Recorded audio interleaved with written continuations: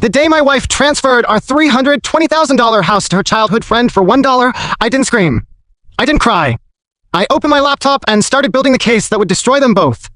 I found out by accident. A property records alert I'd set up years ago pinged my phone at 2:47 p.m. on a Tuesday. I was in a meeting reviewing quarterly projections when I saw the notification. I clicked it without thinking. Then I read it again. And again.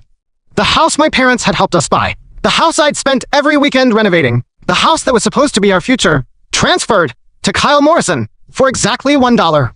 I excused myself from the meeting and walked to the bathroom, locked the door, sat on the floor. I stared at the screen, waiting for the words to change. They didn't. I didn't confront my wife, Amanda, that night. I barely looked at her. She asked if I was feeling okay. I said I had a headache. She patted my shoulder and went back to her phone. I knew who Kyle was. Her childhood best friend. The one who'd been just a friend for 15 years. The one who'd always been there. Always been supportive. Always been understanding. I should have seen it coming. The truth came out in pieces over the next week. I started paying attention differently. The way her phone was always face down. The late nights at work. The sudden interest in her appearance after years of comfortable marriage. 3 years earlier, I'd found a text. Just one. Accidentally left open on her laptop. I miss you too. Culp can't wait. I'd asked her about it. She'd laughed it off. Said he was just an old friend. Nothing more. I believed her. I'd always believed her. Now I was digging through her email, her texts, her deleted messages. Everything I found confirmed what I already knew. She'd been planning this for 2 years. The house was the final piece. The worst part? She wasn't even subtle about it. I found a draft email to Kyle dated 3 days before the transfer. IT read, "It's done. The paperwork is going through tomorrow. Once it's officially in your name, we can finally start our life. No more hiding and oh more pretending." I stared at those words for an hour. Then I copied everything. Every email, every text, every financial record. I downloaded it onto a secure drive and called my lawyer. Raymond, my divorce attorney, is a man in his 60s who has seen everything and is surprised by nothing. I sent him the files and told him what had happened. He didn't ask why I didn't confront her. He just listened. "How long has this been going on?" he asked. 2 years, maybe longer. "And you have proof of the transfer?" "Property records show it. She signed the deed." "Did you sign anything?" "No." He nodded. "That makes this easier. California is a community property state. Even if the deed isn't her name, the court will consider it marital property if the funds came from your shared finances. Do you have records of the original purchase?" "I do. My parents transferred money into our joint account for the down payment. I have the bank statements." "Good. You need to stop all communication with her. Everything goes through me." "Raymond, I have a question." "What?" "Can I make her think I don't know? Can I give her the impression that she's getting away with everything?" He studied me for a long moment. "That's dangerous," he said. "But yes, if you can maintain control, it could work in your favor. She'll get comfortable. She'll make mistakes." I've been making mistakes for 10 years. It's time I started making the right ones. The next morning, I woke up next to Amanda like nothing had changed. I kissed her forehead, made her coffee, asked about her day. She told me about her friend's drama, about the new restaurant she wanted to try, about how excited she was for our upcoming vacation. I listened, nodded, smiled. And I watched her with new eyes. She wasn't a villain. She was a woman who'd made a choice. She'd chosen convenience, security, the path of least resistance. And now she'd chosen Kyle. But she'd also underestimated me. She'd assumed I'd be too busy, too trusting, too weak to see what was happening right in front of me. She'd assumed wrong. 3 days later, I came home early and found her packing boxes. "You're home early," she said, not meeting my eyes. I got off work. "What's all this?" "Spring cleaning. Just getting rid of some old things." The box she was packing was full of framed photos. All the ones with us together. She was wrapping them in newspaper and placing them in the box like they were being sent to storage. I almost said something. Almost told her I knew. Instead, I walked to the kitchen and opened a beer. "Want one?" I asked. "No, thanks. I have a lot to do." I sat at the table and watched her work. "You know," I said, "I was thinking about Kyle the other day." Her hands froze on a photo frame, just for a second. Then she resumed packing. "Oh, what about him?" "I just realized I haven't seen him in ages. He was such a big part of your life before we got married." "He was. We drifted apart." "That's too bad. You two were always close." She didn't answer, just kept wrapping photos in newspaper. I took a sip of my beer and smiled. The text came 2 days later. I'd given Amanda a gift, a new designer handbag, expensive and unnecessary. She'd been thrilled. She'd hugged me. She'd said I was the best husband in the world. Then I pretended to run an errand and watched from the parking lot as she got in her car and drove to Kyle's apartment. She was inside for 3 hours. I waited, made notes, took photos of her car parked outside his building. When she came home, I was on the couch reading. She kissed my forehead and said she'd been at the mall. Find anything good? I asked. Not really. The sales were terrible. She didn't see the folder on my desk. The folder I'd left open, showing a copy of the property transfer record. She didn't see it because she wasn't looking.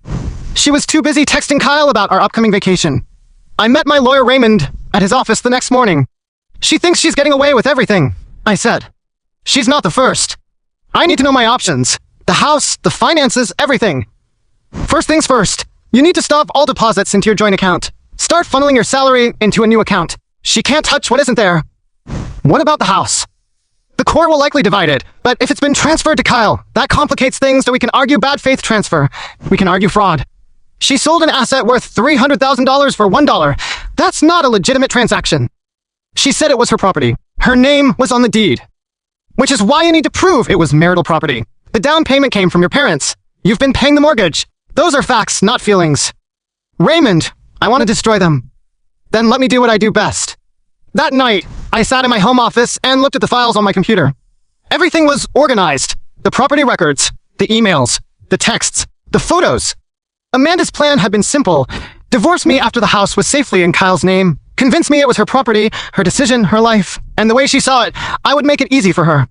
I'd be a doormat. Like I'd always been. I'd let her walk away with my house and my dignity, and I'd be too heartbroken to do anything about it. She'd positioned me as a placeholder, a wallet, a man she never truly loved. The thing she didn't understand, the thing she'd never understood, was that I had been a placeholder for years. Toot, I'd been waiting for her to choose me for real. To wake up one morning and look at me with genuine love instead of cold calculation. That moment never came. And now I was going to show her what a placeholder could really do. I started small. A comment here, a question there. I watched her reactions. Do you think we'll live in this house forever? I asked one evening. Maybe. I like it here. I was thinking of doing some renovations, expanding the kitchen. We should think about it. It's a lot of money. I'm okay with that. It's our investment, right? She didn't answer. I kept pushing. Amanda, if something happened to me, God forbid, would you stay here? Why would you ask that? I just want to make sure you'd be taken care of. You and Kyle. Her face went pale. What does Kyle have to do with anything? Nothing. I was just thinking about your friendship. You've known him since you were kids. He's like family, right? Right. Like family. She didn't look at me when she said it. I found the rest of the plan on her laptop. She'd left it open on the kitchen table while she showered. A document titled Future Plans. I read through it in 5 minutes. It was a timeline. She'd spent days mapping out exactly how she would leave me, the house transfer, the divorce, the sale of the house, her move to a new city with Kyle, and the money from the sale. I studied the dates. September, file for divorce. October, final settlement. November, take the money and leave. That timeline made my blood run cold. She'd already assumed I would be so destroyed by her leaving that I wouldn't fight. She'd planned for my grief, like a math equation. I copied the document onto my secure drive and closed her laptop. Then I stood in the kitchen, listening to the shower run, breathing in the scent of my own life crumbling apart. I didn't cry. I didn't scream. I opened my laptop and started building the case that would destroy them both. I filed the divorce papers 3 days later. I didn't tell Amanda. I didn't warn her. I just walked into the courthouse with my lawyer Raymond, signed everything, and walked out. The clerk told me she'd be served within 48 hours. I went home and started packing her things. Not out of anger. Out of practicality. I wanted her out. I wanted the house empty. I wanted to stop pretending. She came home that evening and found her suitcases in the hallway. The divorce papers on the kitchen table. What is this? She asked, her voice flat. Read it. She picked up the papers. Her face went pale as she scanned them. You're divorcing me? I'm divorcing you. Over what? We haven't even argued. I don't understand. Amanda, I know about the house. I know about the $1 transfer. I know about Kyle. I know everything. She stared at me like I just told her the sky was green. I don't know what you're talking about. Don't lie to me. I have the property records. I have your emails. I have the text messages you thought you deleted. I know you've been planning this for 2 years. Kyle and I are just friends. That's all. The house was my property. It had my name on it. I was legally allowed to do whatever I wanted with it. Your name was on the deed, but the down payment was from my parents. The mortgage payments came from our joint account. That makes it marital property. The court is going to ask you some very hard questions about why you transferred a $320,000 asset for $1. She put the papers down. Her hands were shaking. Please, Daniel, let's talk about this. We can figure something out. You already figured something out. You figured out how to steal my house while I wasn't looking. I didn't steal anything. I just wanted to protect what was mine. Then you should have told me. You should have been honest. Instead, you lied to me for 2 years and treated me like a fool. She started crying, ugly, desperate sobs. I'm sorry, she said. I made a mistake. I panicked. I didn't know what to do. You knew exactly what to do. You made a plan. You executed it. You were just counting on me being too stupid to notice. I love you. Love me enough to let me go to bed without wondering if my house is still mine? Love me enough to look me in the eye and tell me the truth. She didn't answer. I turned and walked away. The divorce proceedings took 6 months. 6 months of lawyers, depositions, and court appearances. 6 months of watching Amanda try to spin the narrative in her favor. Her mother testified in her defense. Claimed I'd been emotionally absent. Claimed I'd forced Amanda to sign the property transfer. Claimed her daughter was the victim in all of this.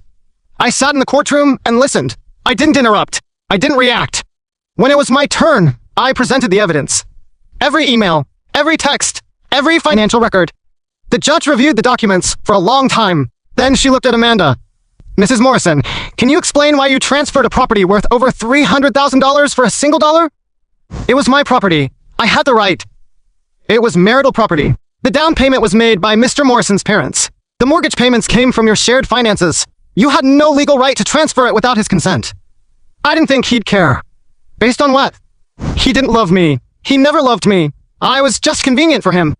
I stood up. Judge, with all due respect, I've been paying the mortgage for 10 years. I've been supporting this household for our entire marriage. I've been loyal, faithful, and present. If anyone was convenient in this marriage, it was me. The only person who lied was her. The judge nodded. Mr. Morrison, I've reviewed the evidence. I'm granting your divorce. The property transfer is void. The house reverts to marital property, to be divided according to California law. Amanda screamed. No, that's not fair. I signed that house over. You signed it over illegally, the judge said. And you did it with the intention of defrauding your husband. I'm also ordering you to reimburse Mr. Morrison for his legal fees. The courtroom went silent. Amanda looked at me with hatred in her eyes. This isn't over, she said. I'll appeal. I'll fight this forever. Do what you need to do, I said. But the house is staying with me. She didn't appeal. Her lawyer told her she'd lose. Her mother told her to let it go. Kyle told her to find another way. So she found another way. She started spreading rumors. At first, it was small to conversation at a coffee shop to comment at a party. She told her mutual friends I'd been abusive, that I controlled her, that I'd forced her into the marriage and then punished her for trying to leave. The rumors spread fast. I heard them from people I'd known for years. Friends who'd been at my wedding. People who'd celebrated with us. Daniel, I'm so sorry, one friend said. I had no idea it was like that. Because it wasn't like that. She's lying. Are you sure? She's very convincing. I smiled. Give me a week. I'll prove it. I hired a private investigator. His name was Connor. He was ex-FBI, and he was very good at what he did. I need you to follow Amanda. I need you to document her activities. Everywhere she goes. Everyone she talks to. Are you worried she's going to hurt you? No. I'm worried she's going to lie about me, and I need proof. Connor started working the next morning. He followed her to work, to the gym, to her therapist's office, to Kyle's apartment. He took photos, recorded conversations, tracked her movements. 2 weeks later, he handed me a folder. She's been very active, he said. She's been meeting with a group of divorce support advocates. She's been telling them you abuse her. She's been trying to build a case against you. She's not building a case. She's building a fantasy. Doesn't matter what it is. If she takes it to court, you need to defend yourself. Then I will. The court date arrived. I sat in the courtroom, calm and collected. Amanda sat across the room, surrounded by her mother and her friends. The judge called her to the stand. Mrs. Morrison, you've alleged that your ex-husband was abusive. Can you provide evidence of this? She started crying, convincing tears, practiced and rehearsed. It was emotional abuse, she said. He controlled everything. The money, the schedule, my friendships. I couldn't even talk to my own family without his permission. The judge looked at me. Mr. Morrison, do you have a response? I stood up. Judge, I have video evidence. Footage from our home security cameras that was recorded during the time she claims these incidents occurred. I handed the files to the bailiff. The court watched the footage in silence. It showed Amanda laughing, showing off her new clothes, planning vacations with me, hugging her mother at our wedding anniversary party. None of it supported her claims. I have more, I said. text messages, emails, recordings of phone conversations. And I have the original divorce filing, where she claimed she was the one who wanted to leave because she'd found someone who truly understands her. Objection, her lawyer shouted. Overruled, the judge said. I continued. Judge, my ex-wife has been lying to this court for months. She's been lying to her friends, her family, and the public. She's been trying to destroy my reputation to protect herself from the consequences of her own actions. The judge looked at Amanda. Mrs. Morrison, do you have anything to say? She didn't answer. She just sat there, crying. The judge made her ruling. All allegations of abuse are dismissed. The plaintiff is ordered to pay the defendant's legal fees. The previous divorce ruling stands. The house remains with Mr. Morrison. Amanda's mother stood up. This isn't right. You're punishing her for being honest. Honest. I laughed. She's been lying for years. Lying to me, lying to this court, lying to anyone who would listen. It's not lying. It's perspective. Then her perspective is fiction, and fiction doesn't hold up in court. I walked out of the courtroom and never looked back. Amanda tried to follow me. Her mother held her back. Please, Daniel, she called out. I'll do anything. Just let me explain. There's nothing to explain. You had your chance. You chose lies over truth. Please, don't contact me again. Ever. 3 months later, I got a call from Connor. Good news and bad news, he said. The good. Amanda's new house. The one she and Kyle were planning to buy together. It's in foreclosure. The bad. She's been arrested. Not for the house transfer. For something else. She was involved in a scheme to defraud a real estate investor. She and Kyle together. They'll both be facing criminal charges. Where is she now? She's been released on bail, but her credit is destroyed. Her reputation is destroyed. Her friends, the ones who believed her lies, they're starting to learn the truth. And Kyle? He's left her. He's been living with his sister in another state for the past month. He's taking no responsibility for any of it. I sold a house that had caused so much pain. I took the money and bought a smaller place, a modest condo that no one could take from me. And I finally did what I should have done years ago. I made peace with myself. The betrayal didn't define me. It changed me, but it didn't destroy me. I started going to therapy. I started working out. I started building friendships with people who actually cared about me. I stopped looking back. The last time I heard from Amanda, she sent me a long email from a new address. I know I don't deserve anything from you, but I wanted to say goodbye. I'm leaving the state. I have to start over somewhere else. Everywhere I go, people know my name. They know what I did. I can't escape it. I read the email once and deleted it. I didn't respond. I didn't need to. She'd said everything that needed to be said. Sarah and I moved in together 6 months after we started dating. It was a small apartment in a quiet neighborhood. Nothing flashy. Just enough space for two people who'd both learned that big houses didn't guarantee happiness. She brought her books and her plants and her ridiculous collection of mismatched mugs. I brought my coffee maker and my work-from-home setup and the framed photo of my parents that had been on my desk for a decade. We built a life together. Slowly. Carefully. Without the grand gestures or the dramatic declarations. You're different than I expected, she said one night after we'd been living together for 3 months. Different how? More patient. More open. I thought you'd be closed off after everything. I was closed off for a long time, but you made me want to try again. Good answer. She kissed me, and I felt something I hadn't felt in years. Hope. The years passed. Amanda's sentence ended. She was released from the halfway house and disappeared into the vastness of the country. I heard through mutual friends that she'd moved to a small town in the Midwest, working at a diner, trying to rebuild her life. Kyle was still in prison. He'd gotten an additional year for trying to bribe a guard. His sister had stopped visiting. His parents had given up on him. I didn't think about them often. When I did, it was with a kind of distant curiosity, like watching a movie about someone else's life. The house, the one that had started everything, was sold years ago. The money from the sale had been split according to the court's ruling. I'd used my share to pay off the remaining legal fees and put a down payment on the condo. I never looked back. Sarah and I got married on a beach in the Pacific Northwest. Small ceremony, 20 people. My parents flew in, her sister flew in. The rest were close friends who'd stuck with us through everything. Are you nervous? Sarah asked before we walked down the aisle. No. Are you? Not about this. Not about you. She was wearing a simple white dress, the kind that wasn't trying to be anything other than what it was. She looked beautiful. I never thought I'd get married again, I said. Neither did I, but here we are. Here we were. The honeymoon was a road trip through the national parks. No phones, no emails, just us and the open road, and the kind of silence that comes from being completely comfortable with someone. One night, sitting by a campfire in the mountains, Sarah asked me a question. Do you ever think about her? Amanda? Yes. Sometimes. Not in a sad way. More like remembering something that happened to someone else. Does it still hurt? No, it doesn't hurt at all. It just feels like a closed chapter. Good. I don't want you to carry that weight anymore. I don't. I carry you now. She smiled. That's the cheesiest thing you've ever said. I know. I'm practicing. The call came 3 years into our marriage. I was at work in the middle of a meeting when my phone buzzed. A known number. I let it go to voicemail. The message was from a woman I hadn't spoken to in years. Daniel, it's Amanda. Did I know you don't want to hear from me? Did I know you probably blocked my number? But I want to tell you something. I'm getting married. Not to Kyle, to someone else, to a good man. He knows everything about my past, and he still wants to marry me. Did I know I don't deserve your blessing? That I'm not asking for it. I just wanted you to know that I'm trying to be better. I hope you're happy. I listened to the message twice. Then I deleted it and went back to my meeting. I didn't tell Sarah about the call. Not because I was hiding something, because it didn't matter. Amanda was a ghost from a past life. She'd reached out, said what she needed to say, and I'd moved on. That was the end of it. The years kept passing. We had a child, a daughter. We named her Lily, after Sarah's grandmother. She was born on a sunny morning in August, and when I held her in my arms, I cried. Not from sadness, from joy. Your father, Sarah said, smiling at me. Your father. I looked down at Lily's tiny face and felt something shift inside me. The past didn't matter anymore. All that mattered was this moment, this family, this life. Lily grew up in the condo. She learned to walk in the hallway, to talk in the kitchen, to dance in the living room. She was the best thing that had ever happened to me.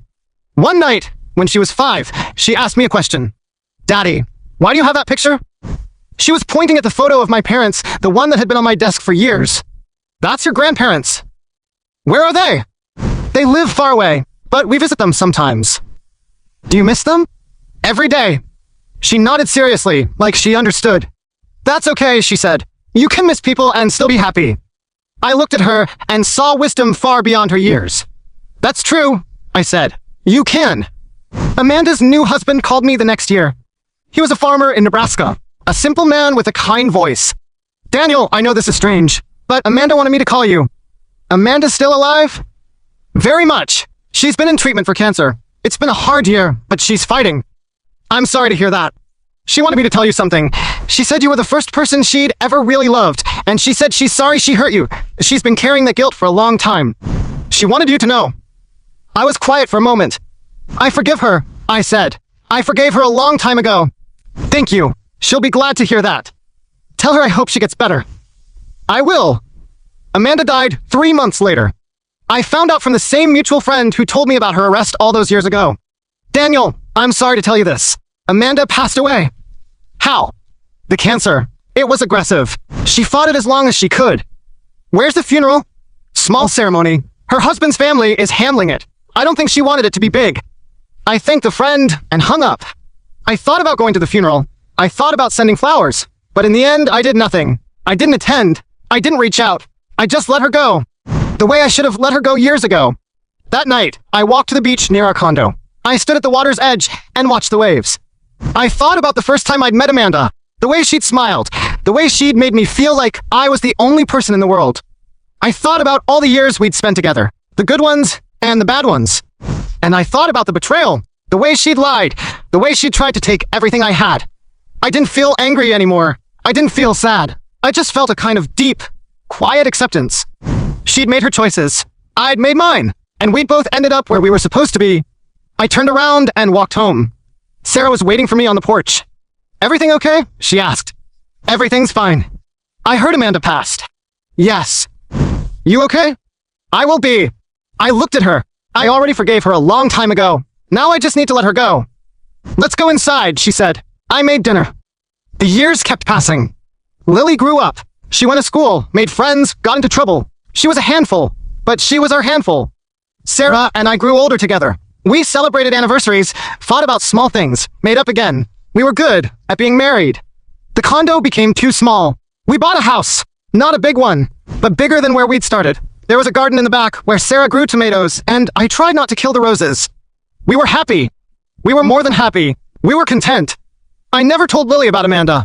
Maybe I should have. Maybe I would have if she'd asked. But she never asked, and I never brought it up.